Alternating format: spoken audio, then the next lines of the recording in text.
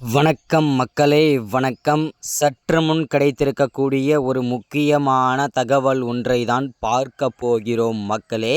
சற்று முன் திமுகவின் முக்கியமான வேட்பாளர் காரில் சிக்கிய 500 கோடி ரூபாய் கருப்பு பணம் கட்டுக்கட்டாக சிக்கியிருக்கிறது மக்களே. யார் அந்த திமுகவின் முக்கியமான வேட்பாளர்? என்ன காரணத்திற்காக இந்த 500 கோடி ரூபாய் தன்னுடைய காரிலே கொண்டு செல்லப்பட்டது? இது யாருடைய பணம், யாருக்கு சொந்தமானது அப்படின்றத பற்றி தான் இந்த ஒரு காணொளியில் நம்ம தெளிவாகவும் துல்லியமாகவும் பார்க்க போகிறோம் மக்களே. அதற்கு முன்பாக நமது அரசியல் நியூஸ் சேனலுக்கு நீங்கள் புதிய பார்வையாளராக இருப்பதற்கு வாய்ப்புகள் நிறையவே இருக்கிறது மக்களே.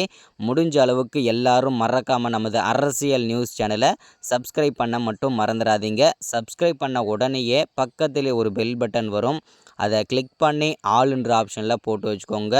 தொடர்ந்து நம்ம வீடியோ போட்டோம்னா உங்களுக்கு நோட்டிஃபிகேஷன் வந்துடும் மக்களே. அதை பார்த்து தெரிஞ்சுக்க முடியும் இன்றைக்கான அரசியல் நியூஸ் என்ன, இன்றைக்கான அரசியல் அப்டேட் என்னன்றதை தெளிவாகவும் துல்லியமாகவும் நமது அரசியல் அப்டேட் நியூஸில் தெரிஞ்சுக்க முடியும். மறக்காமல் வீடியோவை லைக் பண்ணிவிடுங்க, மறக்காமல் வீடியோவை ஷேர் பண்ணுங்கள். ஓகே, வாங்க வீடியோக்குள்ளே போகலாம்.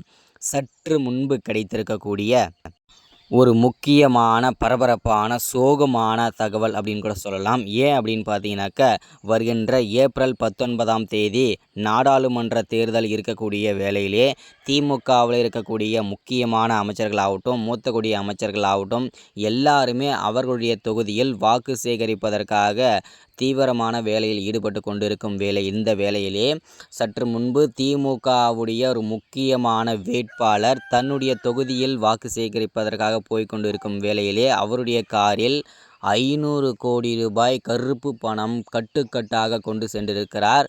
யார் அந்த திமுகவின் முக்கியமான வேட்பாளர் அப்படின்னு பார்த்தீங்கன்னாக்க, வேறு யாரும் இல்லைங்க, திமுகவில் முக்கிய புள்ளி KN நேரு அவர்கள்தான் தற்போது அவருடைய காரில் பல கோடி ரூபாய், அதாவது 500 கோடி இருக்கும் அப்படின்னு சொல்லியிருக்காங்க. பறக்கும் படை தான் இதை அதிரடியாக முடக்கியிருக்காங்க. இந்த 500 கோடி ரூபாய் கருப்பு பணத்தையும், இந்த 500 கோடி ரூபாய் கருப்பு பணத்தையும் பறக்கும் படை முடக்கிவிட்டார்கள். அது மட்டும் இல்லாமல் இவரை கைதும் செய்யப்படுவதாகவும் தகவல் சற்று முன்பு வெளிவட்டாரங்களில் பேசப்பட்டு வருகின்றன மக்களே. இதை நம்ம தொடர்ந்து பேசுவோம்.